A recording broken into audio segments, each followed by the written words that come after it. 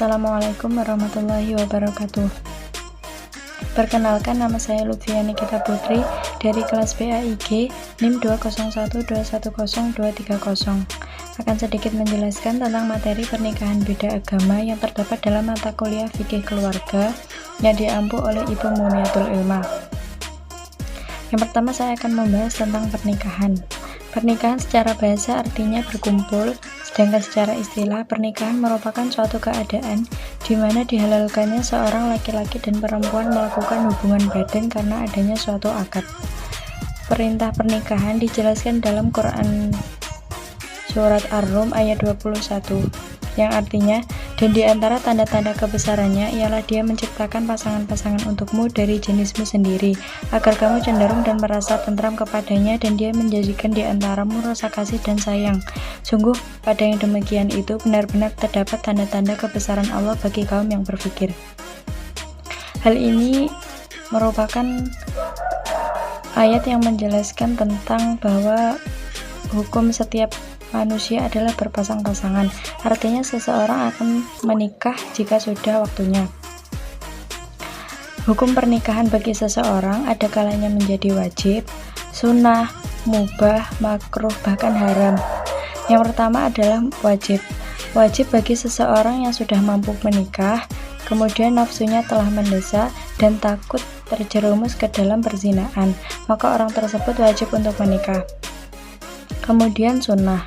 Sunnah apabila seorang tersebut nafsunya tidak mendesak dan ia masih dapat menahan dirinya dari perbuatan zina. Kemudian mubah. Bagi orang yang tidak terdesak oleh alasan yang mengharamkan untuk menikah, maka hukumnya mubah baginya. Kemudian makruh. Makruh apabila seseorang yang lemah syahwat dan tidak mampu memberikan nafkah kepada istrinya.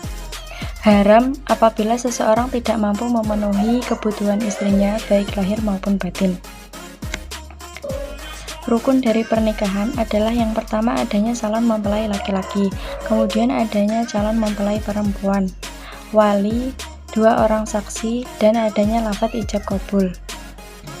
Kemudian, apa saja macam-macam pernikahan? Yang pertama adalah nikah badal atau tukar-menukar istri.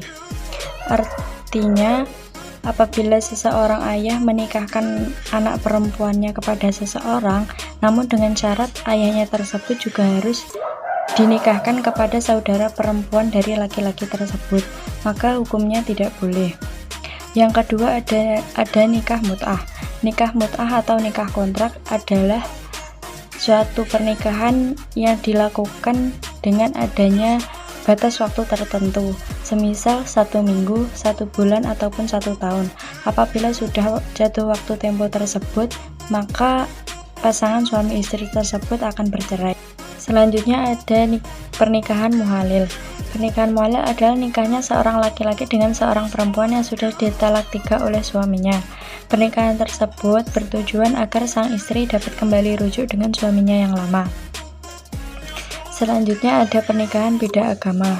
Pernikahan beda agama terdapat dalam Quran Surat Al-Baqarah ayat 221 yang menerangkan larangan untuk menikahi orang musyrik sampai mereka beriman. Selain itu, juga dijelaskan dalam Quran Surat Al-Mumtahanah ayat 10 adanya larangan mengembalikan wanita Islam yang sudah hijrah dari Mekah ke Madinah kepada suami mereka yang di Mekah dan meneruskan hubungan rumah tangga dengan perempuan kafir. Selain itu, dijelaskan pula dalam Undang-Undang Perkawinan Nomor 1 Tahun 1974 dalam pasal 2 ayat 1, yaitu perkawinan adalah sah apabila dilakukan menurut hukum masing-masing agama dan kepercayaannya. Kemadharatan pernikahan beda agama sangat banyak sekali. Yang pertama, melanggar hukum agama. Yang kedua, melanggar undang-undang perkawinan. Kemudian, tidak akan tercapai tujuan perkawinan. Yang keempat, melahirkan keturunan yang tidak jelas nasabnya. Dan yang terakhir, terputusnya hak waris. Selain itu, anak yang dilahirkan dari pernikahan beda agama merupakan anak haram atau anak yang disebabkan karena adanya hubungan yang dilarang dalam agama Islam. Anak yang lahir dari pernikahan beda agama tidak bisa dinasabkan kepada ayahnya karena ayahnya beda agama dengan ibunya.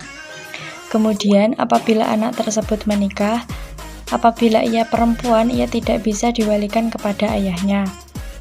Di dalam Undang-Undang Pasal 42 Bab 9 Nomor 1 Tahun 1974 juga dijelaskan bahwa anak yang sah adalah anak yang dilahirkan dari perkawinan yang sah.